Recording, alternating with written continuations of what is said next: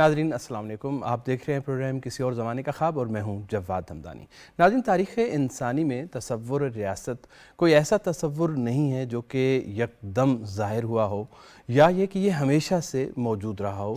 ایک ارتقائی سفر طے کر کے انسان تصور ریاست تک پہنچا اور پھر یہ خود تصور ریاست بھی وقت کے ساتھ ساتھ بدلتا گیا۔ ہم آج کے پروگرام میں جو خاص طور پر بات کرنا چاہیں گے وہ یہ ہے کہ اسلام میں تصور ریاست کیا ہے اور اسلامی ریاست کا قیام کس کانٹیکسٹ میں اور کس پس منظر میں وجود میں آیا۔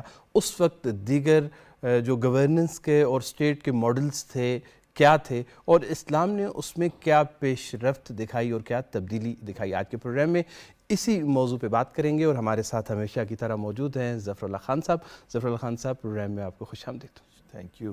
ظفر اللہ خان صاحب، اس سے پہلے کہ ہم اسلام کے تصور ریاست پہ بات کریں، جب اسلام ظاہر ہوا اور اسلام نے اپنا جو بیانیہ ہے وہ دینا شروع کیا، اس سے پہلے ہمارے پاس کیا کیا ماڈلز موجود تھے؟ پہلے بات کر لیتے ہیں خود عرب میں گورننس کا نظام کیا تھا، اسٹیٹ کا تصور کیا تھا؟ بسم اللہ الرحمن الرحیم۔ رب اشرح لی صدری ویسر لی امری، اللہم صلی علی محمد وعلی آل محمد وبارک وسلم۔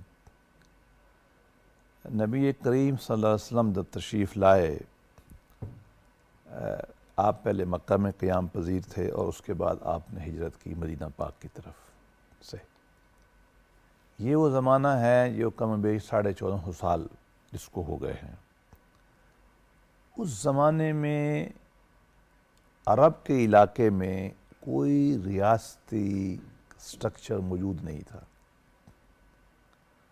کوئی اسٹیبلشڈ اسٹیٹ کی حیثیت سے کوئی ایک مستحکم حکومت وہاں قائم ہی نہیں تھی۔ اچھا، غریب علاقہ تھا، ایگریکلچر نہیں تھی، کوئی بڑے ٹریڈ روٹ بھی نہیں تھے، سماج بہت زیادہ ابتدائی درجے میں ٹرائبل تھا، کیونکہ انسان جب اکٹھے ہو کے رہنے لگتا ہے، اس کی معیشت آرگنائز ہونے لگتی ہے، پھر اس کو ریاست کی ضرورت پڑتی ہے۔ یہ انسان یہ بتاتا ہے۔ صحیح۔ جن جن علاقوں میں انسان نے اکٹھا رہنا شروع کیا، اپنے مدنی و تباہ ہونے کے نتیجے میں اس نے اپنے لیے حکومت کا نظام بنایا کہ ہم کیسے رہیں گے، کیا ہم کریں گے، کیا ہم نہیں کریں گے۔ صحیح۔ اگر ہم لڑ پڑیں گے تو فیصلہ کون کرے گا؟ ہم فیصلہ کون کرے گا؟ ہم میں سے سب کریں گے، میں ایک کروں گا، مولوی صاحب کریں گے، بادشاہ کرے گا، معیارات کیا ہوں گے؟ معیارات کیا ہوں گے؟ یہ ہے نا وہ بنیادی چیز کس لیے ہم سیاست بناتے ہیں یا ایک نظام بناتے ہیں۔ مدینہ پاک میں اور مکہ پاک میں ابھی یہ نظام ایز سچ بنا ہی نہیں تھا، لیکن اس کی ابتدا مکہ پاک سے ہو گئی تھی۔ نبی کریم صلی اللہ علیہ وسلم کے آمد سے، پیدائش سے ذرا پہلے اور آپ کے لڑکپن اور بچپن میں مکہ والوں کو یہ احساس ہو گیا تھا کہ ہمیں کچھ کرنا پڑے گا۔ اس کی وجہ تھی کہ یہاں لوگ بہت دور سے حج کے لیے آتے تھے، قربانی ہوتی تھی، اس کے لیے بھی ایک بہت بڑی معیشت چاہیے نا، آپ کو جانوروں کو لانا ہے، چارہ لگانا ہے، باہر سے لوگ آ رہے ہیں، ان کی سیکورٹی کیا ہوگی، ٹھہریں گے کہاں، کھانا کیا ہوگا، حج کیسے کریں گے، یہ ایک انظامی معاملات کی ضرورت پڑ گئی تھی، جس کی وجہ سے جو قبائل تھے بڑے وہ اکٹھے ہوتے رہتے تھے اور انہوں نے ایک لوز سا، ایک عارضی سا ریاستی ڈھانچہ بنا لیا تھا۔ اچھا۔ قبائل کا سب سے بڑا مسئلہ یہ ہوتا ہے کہ میں 30 مار خان ہوں، ہر قبیلہ یہ کہتا ہے، اپنے آپ کو دوسرے قبیلے سے برتر ثابت کرتا ہے۔ ہاں، وہ کسی کے ساتھ مل کے بیٹھنے میں تیار نہیں۔ یہاں بھی بڑے قبیلے تھے اور ان میں بھی وہی، ان کے آپ شاعری پڑھے اگر تو ساری شاعری اپنے کمالات پہ ہوتی ہے کہ میں نے اس کو یوں مارا، میرے یہ کمالات ہیں، میں یہ کرتا ہوں، یہ کچھ ہے، میرے گھوڑے یوں اچھے ہیں، میرے پانی کی چرائگاہیں یوں اچھی ہیں، اس پہ کام تھا سارے کا سارا۔ لیکن اس مجبوری کی وجہ سے، اور دوسری وجہ یہ بھی تھی کہ مکہ کی ٹریڈ جو تجارت ہے، بالکل، حاجی چونکہ بہت آتے، بہت سے مراد یہ اس زمانے کے حساب سے ٹھیک، چند 100 ہی ہوتے ہوں گے یا 1000 ہو جاتا ہوگا، آج کل کا تو سسٹم نہیں تھا، لیکن یہ بھی بہت تھے، چونکہ مکہ پاک بنیادی طور پر ایک ایسی جگہ ہے جس کو قرآن مجید نے یہ فرمایا ہے کہ وادن غیر ذی ذر، یہ ایسی وادی ہے جہاں زراعت ہی کوئی نہیں، یہاں ایک تنکا ہی نہیں ہے گرینری کا، سبزی کا، سبز ہونے کا، تو پھر کیا وہاں معیشت تھی؟ لیکن تجارت چونکہ لوگ بہت آ رہے تھے چاروں طرف سے، اس سے ایک فائدہ یہ بھی ہوتا ہے کہ دائیں بائیں سے آپ کو خبریں ملتی ہیں کہ دنیا میں کیا ہو رہا ہے۔ صادر یمن سے لوگ آتے تھے، ان کی ذہن میں یہ بات موجود تھی کہ یہاں ایک ریاست رہی ہے بلکہ سبا کی۔ شام سے جو لوگ آتے تھے ان کو پتا تھا کہ یار یہ جو ہے یہ بیسیکلی ایک رومن امپائر تو بن چکی تھی نا، بعد میں آئیں گے، تو یہ خبریں بھی آ رہی تھیں، تو انہوں نے مل جل کے اپنی ضرورت اور بین الاقوامی تجربے کی روشنی میں جو ان کو اویلیبل تھا وہ مل بیٹھے۔ انہوں نے جو تقسیم کی وہ کچھ اس طرح کی تھی، 3 بنیادی طور پہ انہوں نے ریاست کو 3 کاموں میں تقسیم کر دی، جیسے آج کل ہم تقسیم کرتے ہیں نا، پارلیمان ہے، ایسا نہیں، ٹھیک، کاموں میں تقسیم کیا۔ سب سے بڑا کام وہاں تھا کیا؟ سب سے بڑا کام یہ تھا کہ وہاں حاجی جو آئیں گے ان کی میزبانی کون کرے گا، صحیح، خانہ کعبہ کو غسل کون دے گا، غلاف چڑھانا ہے نہیں چڑھانا، حاجی رہیں گے کہاں، حاجی چوری کر لیں گے تو کیا ہوگا، حاجیوں کے ساتھ چوری ہو جائے، ان کو لوٹ لیا جائے تو کیا ہوگا۔ یہ تو بنیادی مسائل تھے نا سارے کے بالکل سارے۔ صحیح، یہ انہوں نے طے کر دیا کہ بنو ہاشم کو دیے جائیں گے، یہ ہمارے نبی پاک کہ صلی اللہ علیہ خانوادے وسلم میں کا خاندان تھا، یہ آپ کے دادا پردادا تھے، معتبر تھے، ان کے ذمے لگ گیا کہ آپ یہ کام کریں گے۔ اور آپ کا خاندان کتنے عرصے سے یہ کام کر رہا تھا؟ یہ کام میرا خیال میں نبی کریم صلی اللہ علیہ وسلم کی جو ولادت مبارک ہے جی، اس سے کوئی زیادہ عرصہ پہلے کا نہیں ہے، آپ کہہ سکتے ہیں 30-40 سال، زیادہ دور کی 50 سال، اس سے اوپر کا نہیں ہے۔ ہاشم کے زمانے میں ہی، حضرت ہاشم حضرت ہاشم جی، کے زمانے سے یہ شروع ہوا ہے۔ اب کوئی ہمیں متعین معلوم نہیں ہے لیکن زیادہ دور نہیں ہے، لیکن آپ کے والد محترم تو بچپن میں چلے گئے، یہ ابو طالب تھے، اللہ کے نبی کے والد، ایک نسل یہ لے لیں، پچھلی نسل تک جانا نا، ٹھیک، تو یہ پیریڈ تھا۔ صحیح، اس آپ میں فنکشنز کی بات کر رہے تھے جی کہ 3 مختلف یہ حصوں میں کام ان کو دے دیا گیا۔ سیاسی معاملات باہر سے حملہ ہو جاتا ہے مثال کے طور پر، ٹھیک ہے، قبیلوں سے مذاکرات کرنے ہیں ہم نے، ایک قبیلہ ہمارے گھوڑے چوری کر کے لے گیا، ہم نے ان کے چوری کر کے لے، یہی کام ہوتا ہے نا، ٹھیک، ہماری چراگاہ پہ قبضہ کر لیا، ہم نے ان کی چراگاہ پہ قبضہ کر لیا، یہ تو کلچر، یہی تو تھا اس زمانے بین میں تھا، القبائلی اور تعلقات، تھا کیا یہ، اس کو فارن پالیسی کہہ لیں، جو پولیٹیکل سائیڈ کہہ لیں، یہ انہوں نے بنی امیہ کے حوالے کر دی۔ بنی امیہ جو نبی پاک صلی اللہ علیہ وسلم کے زمانے میں جن کے بڑے ابو سفیان تھے، جو ایک نسل بعد میں اموی بالکل، صلاحت کی شکل میں آئی ہے، تو یہ ایک چھوٹی سی تقسیم موجود تھی۔ مدینہ پاک میں ابھی لوگ سوچ رہے تھے، اس پہ ہم بعد میں آئیں گے، لیکن ایران میں سلطنت بہت وسیع پیمانے میں قائم تھی۔ یعنی اب ہم عرب سے باہر نکل کے آس پاس کے حالات کی طرف جا رہے ہیں کہ وہاں پہ جو کیا ہو رہا شمال مشرق میں ریاست تھی عراق سے آگے، بلکہ عراق پہ اس کا قبضہ تھا، وہ خسرو جو پرویز جسے ہم کہتے ہیں، تھا؟ ساسانی، یہ موجود تھے، ساسانی امپائر موجود تھی، اور بڑی ڈیولپ امپائر تھی، ٹھیک خاندانی امپائر تھی، لیکن ان کی قوت نافذہ جو ہے، جو ان کی ایگزیکٹو ہے، اس کا مکمل کنٹرول تھا، اور وہ ہیریڈیٹری تھی، خاندان سے منتقل ہوتی تھی، اور ایبسولوٹ تھی، ایک فرد واحد کی تھی، اس میں اور کوئی نہ کسی قبیلے کی سنی جاتی تھی ایز سچ، نہ وہ کسی دستور کی سنی جاتی تھی، نہ کسی مذہب کی سنی جاتی تھی۔ یہ ٹھیک ہے کہ بیہائنڈ دا سین یہ چیزیں ہوں گی، اصل میں وہ ملوکیت ایک خالص شکل میں موجود تھی۔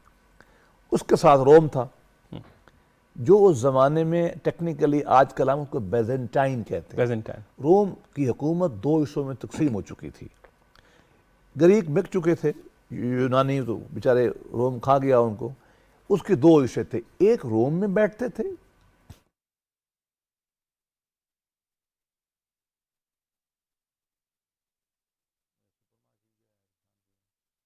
الله أكبر الله أكبر الله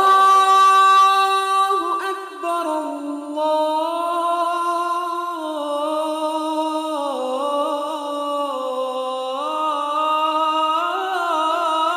أكبر أشهد أن لا إله إلا الله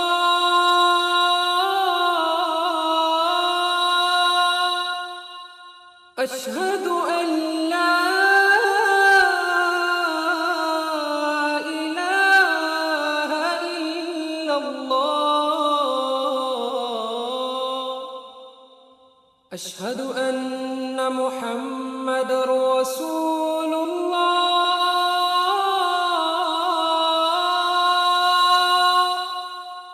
أشهد أن محمد رسول الله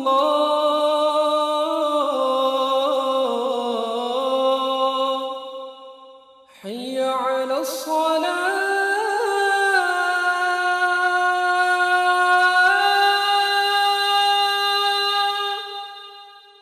حي على الصلاة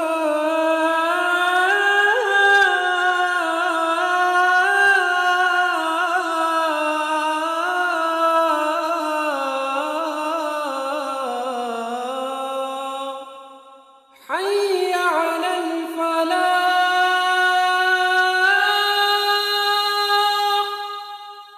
حي على الفلاح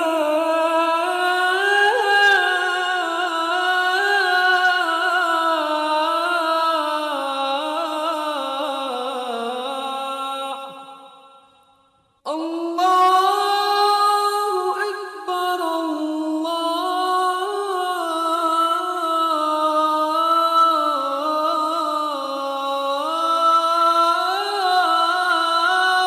أكبر لا إله إلا الله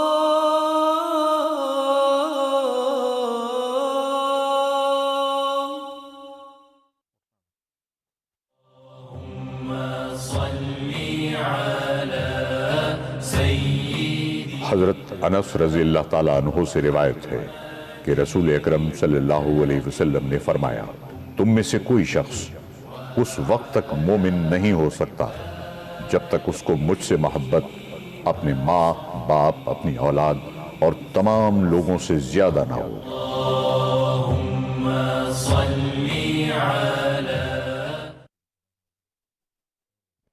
شہر استنبول ہے، اس کو کہتے تھے قسطنطنیہ کانسٹینٹینوپل۔ جو کانسٹینٹینوپل جو تھا، کانسٹنٹائن جو ہے یہ حکمران کا نام ہے۔ حکمران کا نام ہے، بالکل صحیح۔ تو انہوں نے اپنی رومن امپائر کو بیسیکلی مذہبی بنیادوں پہ تقسیم کیا۔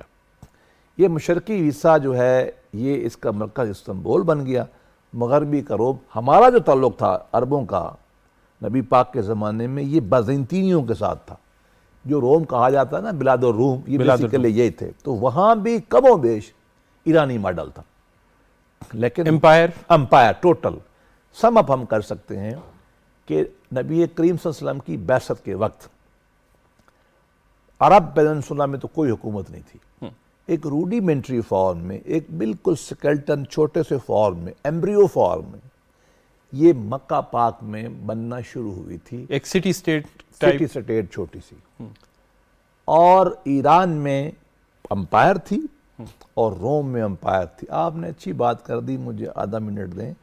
سٹی سٹیٹ کا کانسیپٹ جو ہے یہ سب سے پہلے یونان سے آیا تھا۔ یونان کا جو ملک ہے اس وقت آدھا ترکی بھی ان کے پاس تھا، جی، اور شمالی افریقہ بھی کچھ ان کے پاس تھا، خاص طور پر سکندریہ وغیرہ جو ہے۔ یہاں سٹی سٹیٹس تھیں۔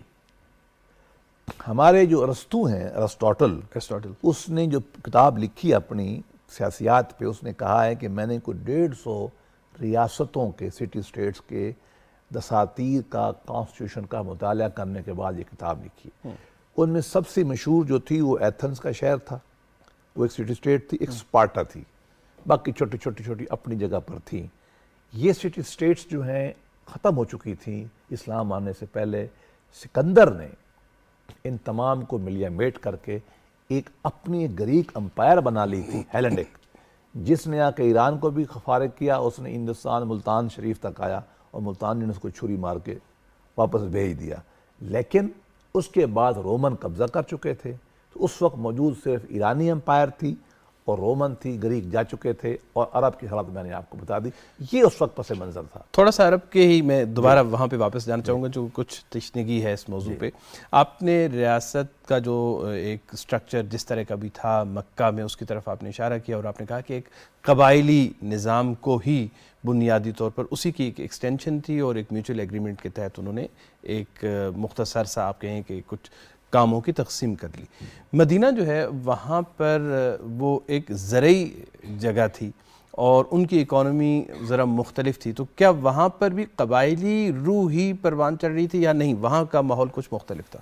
اس کا پس منظر یہ ہے کہ مدینہ میں مدنی ریاست یا سٹی سٹیٹ کی طرف کوئی بڑے اقدامات نہیں اٹھائے گئے تھے. غالباً اس پہ بین الاقوامی اثر، جیسے میں نے کہا نا، ان کو پتہ بھی تھا نا لوگوں کو، لیکن وہ حج پہ تو آتے تھے نا. اچھا. انہوں نے دیکھنے کے بعد یہ نیگوسیشن شروع کر دی آپس میں بات چیت کہ ہمیں بھی ایک مدنی ریاست بنانی چاہیے، مدینہ کی ایک سٹیٹ بنانی چاہیے. نبی کریم صلی اللہ علیہ وسلم کی ہجرت سے پہلے وہاں یہ مذاکرات بڑی اعلیٰ سطح پر پہنچ گئے تھے، ایڈوانس سطح پر. بعض روایات میں یہ بھی آتا ہے کہ ایک تخت بنا لیا گیا تھا اور ایک تاج بنا لیا گیا تھا کہ جو ہمارا حکمران بنے گا ہم اس کے سر پہ یہ رکھیں گے. دو اس میں امیدوار تھے. یہ بعد میں اہم ہے یہ سمجھنا اس بات کو، کیونکہ جھگڑا ہوا ہے اس بات پہ بعد میں نبی پاک کے آنے کے بعد. ایک کا جو سربراہ تھا وہ تھے عبداللہ ابن ابی ابن سفیل جو ہیں. بالکل. دو بڑے قبیلے تھے، اوس اور خزرج. ایک کے سربراہ یہ تھے اور ایک کے تھے حضرت سعد ابن عبادہ. سعد ابن عبادہ تو مسلمان ہو گئے، یہ دوسرے جو ہے وہ مسلمان بظاہر ہوئے، لیکن ہم ان کو رئیس المنافقین کہتے ہیں. وہ اندر سے قرآن کی آیات ہے. اس کی وجہ یہی ہے، جب نبی کریم صلی اللہ علیہ وسلم آ گئے اب پاور ڈائنامکس بدل گئے. ہمارے بعض مورخین یہ لکھتے ہیں اگر اللہ کے نبی 1-2 سال نہ آتے تو یہ فیصلہ ہو جاتا ان دونوں میں سے کسی کی حق میں کہ ان میں سے عبداللہ جو ہے، جو بھی اس کا پرانا نام تھا، وہ تاج رکھے گا سر پر، حکمران بنے گا سٹی سٹر مدینہ کا، یا سعد بن عبادہ بنے گا. نبی کریم پہلے تو آپ کو معلوم ہے کہ وہ لوگ آئے، وہ نبی پاک سے مکہ میں ملے، پھر آپ ہجرت کر لیا، اس ڈیٹیل کو ہم چھوڑتے. جب آپ وہاں چلے گئے پاور ڈائنامکس چینج ہو گئے. اب ایک تیسرا شخص بھی آ گیا. اب تیسرے شخص میں کچھ چیزیں ایڈڈ تھیں، زیادہ تھیں. کیسے؟ میں صرف پاور پالیٹکس کی بات کر رہا ہوں، مذہبی سینس میں بات نہیں کر رہا ہوں. کیا تھا؟ ایک تو اس کا کلیم تھا اسپریچول اتھارٹی کا کہ میں نبی ہوں. بڑا کلیم ہے نا. بالکل صحیح. دوسرے آدمیوں سے وہ نہیں کر سکتے، وہ تو نہیں کر رہے تھے ایسے. دوسرا، وہ کچھ لوگ مدینہ پاک کے ان کو نبی بھی مان کے بیعت بھی کرائے تھے. بیعت عقبہ اول، بیعت عقبہ ثانی وہ تو ہو چکی تھی نا مکہ پاک سے. 70 72 73 جو بھی لوگ تھے وہ کر چکے. تو ایک سپورٹ جو ہے وہاں سے بھی موجود تھی، اور سپورٹ بھی عام نہیں، بالکل صحیح، مذہبی اور جان دینے والی. نبی کے ساتھ جو تعلق ہوتا ہے نا، آج بھی دیکھیں کسی پیر کے ساتھ آپ دیکھ لیں، بلکہ آج تو سیاسی جماعتوں میں بڑے جالے پیدا ہو گئے ہیں. مذہبی آدمی کا تو اور مسئلہ ہوتا ہے نا، اور وہ تو نبی ہو، وہ تو جان دینے والے تھے سارے کے سارے. لہٰذا ایک بہت بڑا پاور ایلیمنٹ داخل ہو گیا وہاں. جب مسلمان بڑھنے لگے تو اللہ کے نبی نے وہاں مذاکرات شروع کر دی کہ بھئی اب ہم کیا چلیں، کیسے چلیں. عبداللہ ابن جو تھے ابی، وہ تو انتظار میں بیٹھے تھے کہ مجھے ملنا ہے تخت. یہ بنیادی وجہ تھی اس کی منافقت کی. صحیح، پولیٹیکل. صحیح. وہ نبی پاک صلی اللہ علیہ وسلم کو قبول کرنے کے لیے تیار نہیں تھے. اور سعد بن عبادہ جو مسلمان ہو گئے، انہوں نے بعد میں کچھ ایشو پیدا ہوا. تو یہاں تک ہم کہہ سکتے ہیں کہ اللہ کے نبی جب آئے مدینہ میں مذاکرات جاری تھے، پولیٹیکل پارٹیز کانفرنس ہو رہی تھی. آپ یہ ایک ماڈرن ٹرم میں کہہ سکتے ہیں.